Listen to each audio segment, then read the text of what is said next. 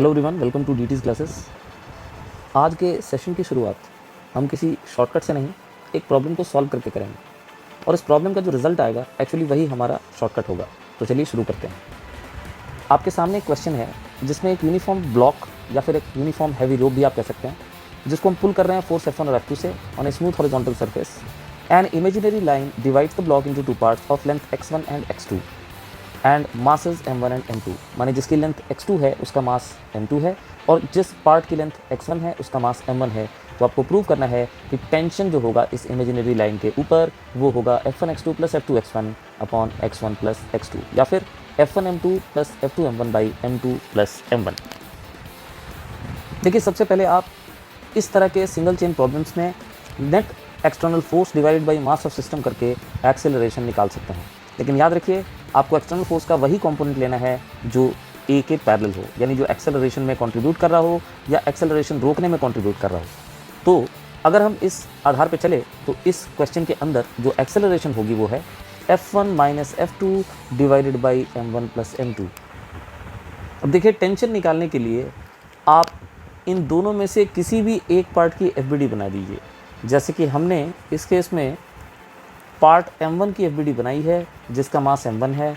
और देखिए, free body diagram बना के हम इक्वेशन लिख सकते हैं F1 minus TP equal to m1 into a. ठीक है, और उसके बाद हम इस इक्वेशन में ए की वैल्यू सब्सटीट्यूट करेंगे जिससे हमें टेंशन का ये एक्सप्रेशन मिल जाएगा। टेंशन का एक्सप्रेशन क्या आता है? F1m2 plus F2m1 upon m2 plus m1। याद रखिए, F1 के साथ m2 को मल्टीप्लाई करना है, मतलब एक तरफ का एक्सटर्नल फोर्स जहां आप टेंशन निकाल रहे हैं उसके दूसरे तरफ के मास से मल्टीप्लाई होगा एंड वाइस वर्सा, और तब आपको टोटल मास से एक्सप्रेशन को डिवाइड करना है। चूँकि यहाँ पे ये यूनिफॉर्म रोप है या यूनिफॉर्म ब्लॉक है तो इसका जो मास होगा वो लेंथ के प्रोपोर्शनल होगा। तो आप m1 को सम कांस्टेंट, जिसको कि आप लीनियर डेंसिटी कह सकते हैं, दैट मल्टीप्लाइड बाई x1 लिख सकते हैं। और इसी तरह से आप x2 को, m2 को सम कांस्टेंट इनटू x2 लिख सकते हैं। जैसे ही आप इन वैल्यूज़ को सब्स्टिट्यूट करिएगा तो आपका एक्सप्रेशन जो टेंशन का आया है F1m2 plus F2m1 by m1 plus m2, वो एक्सप्रेशन कन्वर्ट होकर बदल जाएगा F1x2 plus F2x1 by x1 plus x2 है। तो आप इसको लेंथ वाइज भी लिख सकते हैं और मास वाइज भी लिख सकते हैं। और ये जो हमने टेंशन की रिजल्ट अभी डिराइव की है, यही दरअसल हमारा शॉर्टकट है।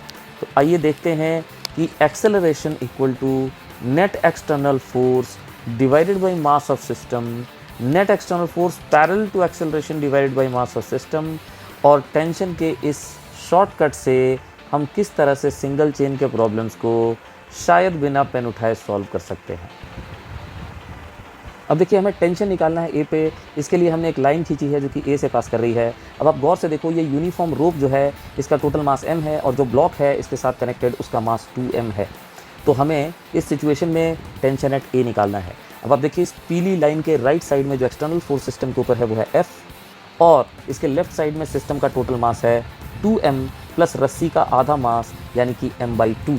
तो इसका मतलब ये होता है कि राइट साइड का एक्सटर्नल फोर्स F है और लेफ़्ट साइड का जो बचा हुआ मास है येलो लाइन के लेफ़्ट साइड में वो है 2m प्लस m/2।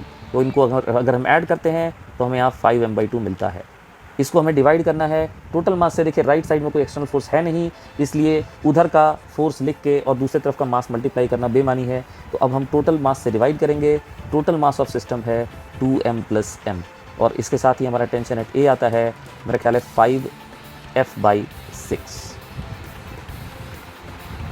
अब देखिए, टेंशन एट बी निकालने के लिए हमने बी से पास होती हुई एक लाइन खींची है। इस लाइन के राइट साइड में जो एक्सटर्नल फोर्स है वो है F, और इस लाइन के लेफ्ट साइड में जो मास है वो है 2m, जबकि लेफ्ट साइड में कोई एक्सटर्नल फोर्स है नहीं, इसलिए उधर का एक्सप्रेशन लिखना कोई उसका मतलब नहीं है। अब हमें केवल टोटल मास से डिवाइड करना है, जो टोटल मास है 2m प्लस m यानी 3m।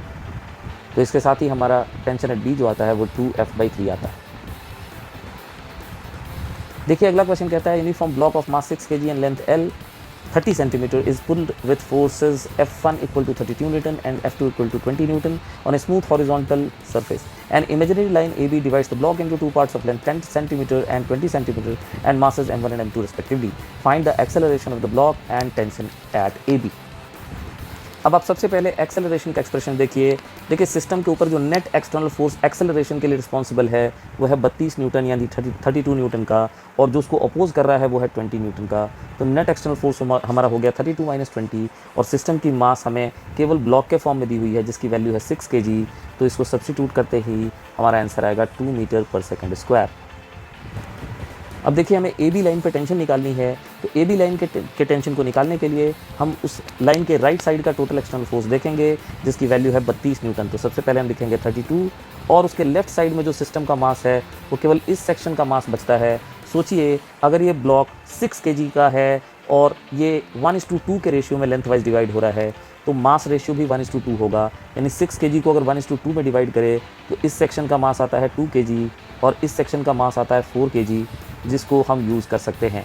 तो 32 से हम मल्टीप्लाई करेंगे इस 2 kg मास को, क्योंकि हमने राइट साइड का फोर्स लिया है तो हम लेफ्ट साइड का मास लेंगे। So it is 32 multiplied by 2 plus, अब हम लेफ्ट साइड के फोर्स पे जाते हैं। लेफ्ट साइड का फोर्स है 20 न्यूटन और इसके लिए हमें राइट साइड का मास मल्टीप्लाई करना पड़ेगा जो कि है 4 kg।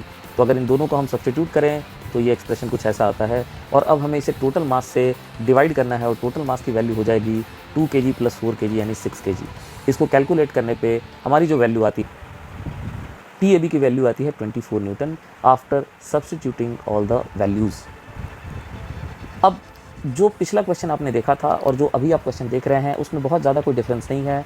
डिफरेंस बस इतना है कि पिछली बार आप 32 न्यूटन का एक फोर्स लगाकर इस रस्सी को नीचे खींच रहे थे, इस बार आप फोर्स नहीं लगाकर वहाँ पे आपने 3.2 kg का एक मास हैंग किया हुआ है। ऑब्वियसली अगर जी की वैल्यू 10 ले लें तो वो भी 32 न्यूटन का ही वेट नीचे एग्जर्ट करेगा।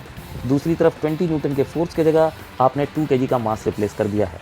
अब अगर मैं किसी बच्चे से ये पूछता हूँ कि बताओ इस केस में एक्सेलरेशन क्या होगा या टेंशन पे असर पड़ेगा कि नहीं, तो शायद वो कंफ्यूज होकर वो कह सकता है कि नहीं कोई असर नहीं पड़ेगा जी, केवल क्योंकि फोर्सेस तो आप सेम ले रहे हो।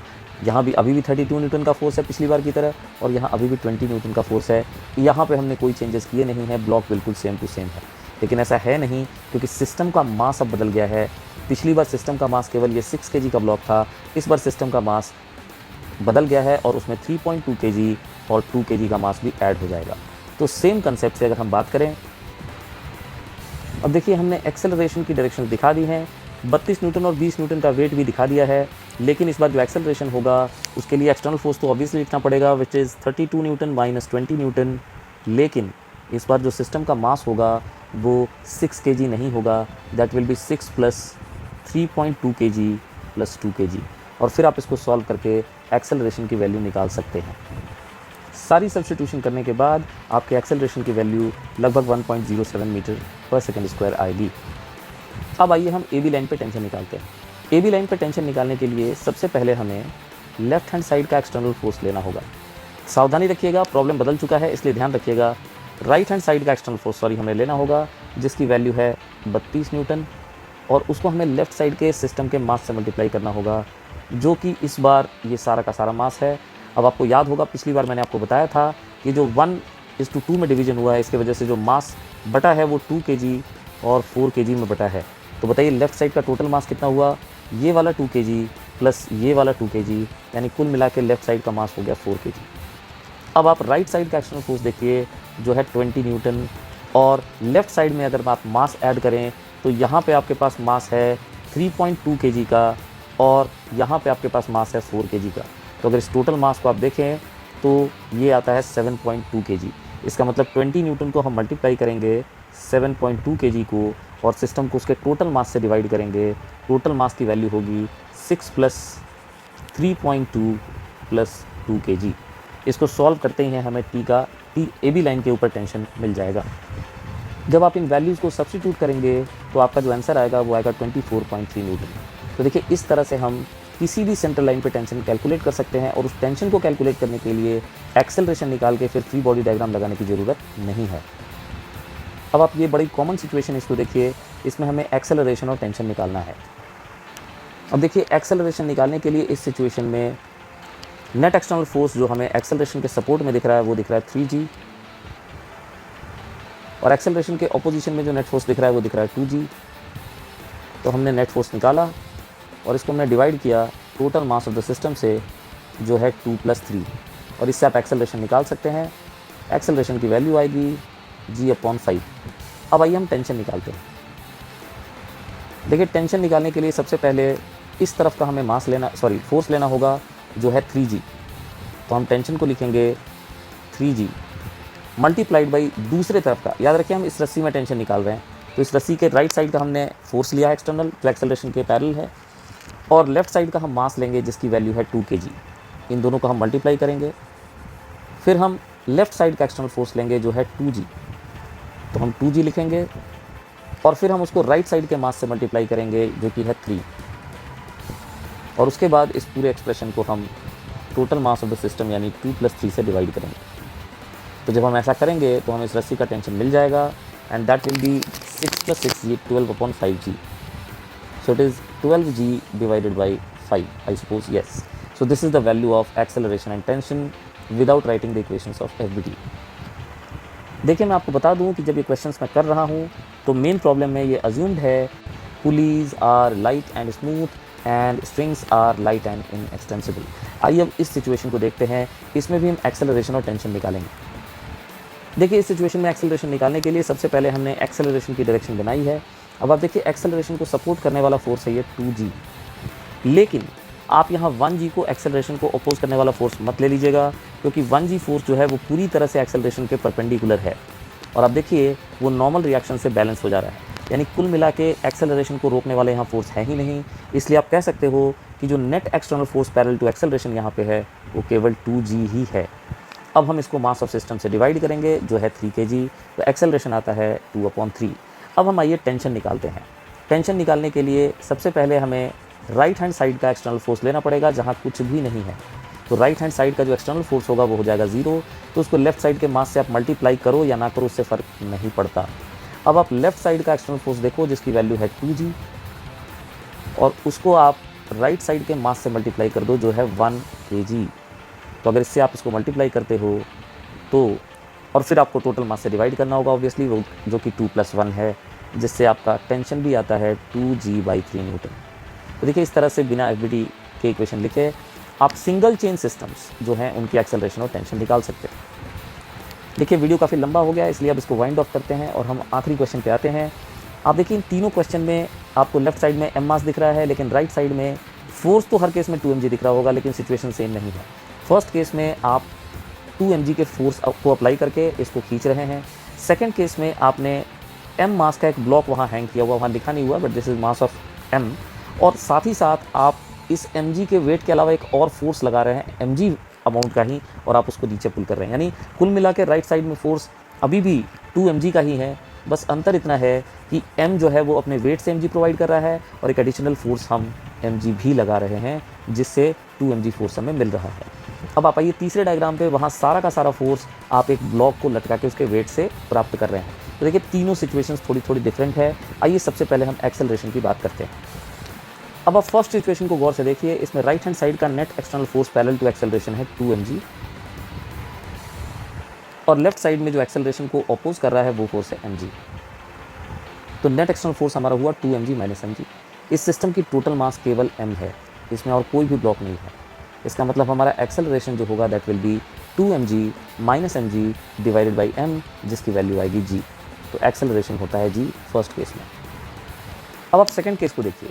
सेकंड केस में अगर हमें एक्सेलरेशन निकालना है तो भी राइट साइड में जो टोटल फोर्स बन रहा है एडिशनल फोर्स और वेट को मिला के वो बनता है 2mg।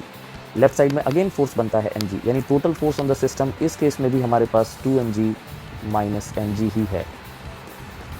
लेकिन इस केस में सिस्टम का मास m + m 2m है, इसलिए एक्सेलरेशन इस केस में डिफरेंट आएगी और इसकी वैल्यू आएगी g/2। अब आप तीसरे सिचुएशन को देखिए। इस सिचुएशन में भी राइट हैंड साइड में हमारा जो एक्सटर्नल फोर्स है जो एक्सेलरेशन के सपोर्ट में है वो है 2mg, और लेफ्ट साइड में जो एक्सेलरेशन के ऑपोजिशन में है वो है mg। लेकिन इस बार हमारे सिस्टम की मास है 2m + m। याद रखिए हमने राइट साइड में जो ब्लॉक लटकाया है उस ब्लॉक की मास है 2m, तो इसका मतलब हमारा सिस्टम का टोटल मास हो गया 3m, जिसके कारण हमारे एक्सेलरेशन की जो वैल्यू होगी वो यहाँ होगी g/3। आइए अब इन तीनों केसेस में हम टेंशन निकालते हैं।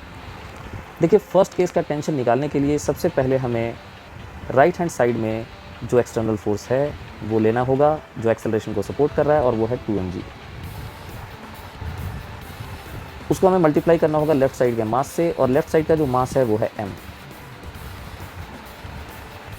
अब हम लेफ्ट साइड का एक्सटर्नल फोर्स लेंगे, ऑब्वियसली उसकी वैल्यू होगी mg। लेकिन अगर हम राइट हैंड साइड में आ जाए तो यहाँ कोई भी मास नहीं है, तो इसको हमें मल्टीप्लाई करना होगा 0 से, और इसको डिवाइड करना होगा सिस्टम के टोटल मास से। यहाँ पे सिस्टम का टोटल मास m ही है, तो जब हम इसको सॉल्व करेंगे तो हमें टेंशन की जो वैल्यू मिलती है यहाँ से, that will be equal to 2mg। अब आइए हम सेकंड वाले सिस्टम की टेंशन निकालने के ओर चलते हैं।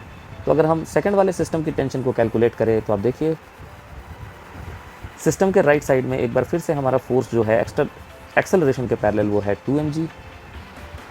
सिस्टम के लेफ्ट साइड में जो मास हमने लटका के रखा है वो है m, तो इसको मल्टीप्लाई कर दिया। लेफ्ट हैंड साइड का एक्सटर्नल फोर्स जो है वो है mg, और राइट साइड के मास को अगर हम मल्टीप्लाई करें तो वो भी है m। कुल मिला के इसको हम सिस्टम के टोटल मास से डिवाइड करेंगे, जो है यहाँ 2m, और जब हम इसको कैलकुलेट करेंगे तो हमारा जो आंसर आएगा वो आएगा 3/2mg। तो इस केस का टेंशन जो होता है वो 3/2mg होता है। अब आइए थर्ड केस में हम टेंशन निकालने की कोशिश करते हैं। थर्ड केस में जब हम टेंशन निकालते हैं तो वहाँ भी आप ध्यान से देखिए, राइट साइड का एक्सटर्नल फोर्स अगेन है 2mg, लेफ्ट साइड का मास अगेन है m, प्लस लेफ्ट साइड का एक्सटर्नल फोर्स अगेन है mg, राइट साइड का मास है इस बार 2m। इस दोनों को जोड़ के हम इनको सिस्टम के टोटल मास से डिवाइड करेंगे, इस बार ये मास है 3m। तो इसको सॉल्व करने से हमें आंसर जो मिलता है वो मिलता है, मेरा ख्याल है 4mg डिवाइडेड बाई 3। देखिए, कहीं भी मैंने फ्री बॉडी डायग्राम के इक्वेशंस नहीं लिखे। इस तरह से करके आपको छोटे क्वेश्चंस में जो सिंगल चेन के क्वेश्चंस हैं, या सिंगल चेन के क्वेश्चंस उनको कहते हैं जिनमें जितने भी ब्लॉक्स लगे हुए हैं उन सब की एक्सेलरेशन सेम होती है, उन क्वेश्चंस में कम से कम आप टेंशन और एक्सेलरेशन निकालने के लिए आपको लेंथी इक्वेशंस नहीं लिखने पड़ेंगे। अब आप इस सिचुएशन को देखिए, ये एक डबल इंक्लाइन प्लेन का क्वेश्चन है। For the sake of simplicity and to save time मैंने पहले इसकी FBD बना दी है। देखिए, m1g और m2g को हमने अलॉन्ग द इंक्लाइन प्लेन और perpendicular to the incline plane resolve कर दिया है, जिसके कारण हमें जो कंपोनेंट्स मिले हैं वो इनके कॉस कंपोनेंट्स मिले हैं और इनके साइन कंपोनेंट्स मिले हैं, जैसा कि आप देख सकते हो। अब जो कॉस कंपोनेंट होगा, ऑब्वियस सी बात है कि वो इंक्लाइन प्लेन के परपेंडिकुलर होगा और वो रेस्पेक्टिव नॉर्मल रिएक्शन से बैलेंस हो जाएंगे। तो इसका मतलब एक्सेलरेशन को एनकरेज करने वाला जो फोर्स है वो है m1g साइन अल्फ़ा। अगर हम मान लें कि m1g साइन अल्फ़ा हैवी है, आप अदरवाइज़ भी ले सकते हैं, उससे कोई फ़र्क नहीं पड़ेगा। अगर आप एक्सेलरेशन की डायरेक्शन गलत ले लें, न्यूमेरिकल वैल्यू दी हुई हो, तो आपका आंसर ऑटोमेटिक नेगेटिव आ जाएगा और वो आपको सजेस्ट करेगा कि अपने एक्सेलरेशन को उल्टा कर देना है। यहाँ पर चूंकि कोई न्यूमेरिकल वैल्यू नहीं है तो हम सपोजिडली m1 को मान के चलेंगे कि m1g साइन अल्फ़ा ज़्यादा है, इसलिए मैंने उसकी तरफ एक्सेलरेशन ली है, तो दूसरा ऑब्वियसली ऊपर आ रहा होगा। तो एक्सेलरेशन को देखिए एनकरेज करने वाला जो फोर्स है वो है m1g sine alpha. m1g sine alpha acceleration करवा रहा है और दूसरी तरफ m2g साइन बीटा जो है वो एक्सेलरेशन को रोक रहा है। तो net external force parallel to acceleration बनता है m1g sine alpha minus m2g sine beta, जिसको कि हम डिवाइड करेंगे total mass of the system m1 plus m2 से, और हमें एक्सेलरेशन की वैल्यू मिल जाएगी। अब आइए हम इसी तरह से टेंशन कैलकुलेट करने की कोशिश करते हैं। टेंशन कैलकुलेट करने के लिए सबसे पहले हमें राइट हैंड साइड का वो एक्सटर्नल फोर्स लेना होगा जो एक्सेलरेशन को सपोर्ट कर रहा है, वो फोर्स है m1g साइन अल्फ़ा, और लेफ्ट साइड के मास को उससे मल्टीप्लाई करना होगा जो कि है m2। तो अगर हम इन दोनों को मल्टीप्लाई करें तो हमें मिलता है m1g sine alpha multiplied by m2। इसी तरह से हम वाइस वर्सा करेंगे। लेफ्ट हैंड साइड का जो एक्सटर्नल फोर्स एक्सेलरेशन के पैरेलल है या उसको रोक रहा है वो है m2g साइन बीटा, और चूँकि ये फोर्स हमने लेफ़्ट साइड से लिया है तो हम इसको मल्टीप्लाई करेंगे राइट साइड के मास से जिसकी वैल्यू है m1। तो जब हम ये सब्स्टिट्यूट करेंगे और टोटल मास ऑफ सिस्टम से डिवाइड करेंगे तो हमें आंसर टेंशन का आराम से मिल जाएगा। तो इस तरह से देखिए काफ़ी सारे क्वेश्चन हमने किए जिसमें बिना फ्री बॉडी डायग्राम का इक्वेशन लिखे हुए हम एक्सेलरेशन और टेंशन डायरेक्ट निकाल सकते हैं। ऐसे ही कुछ सुपर शॉर्टकट्स के साथ will meet you in the next clip. Till then good bye.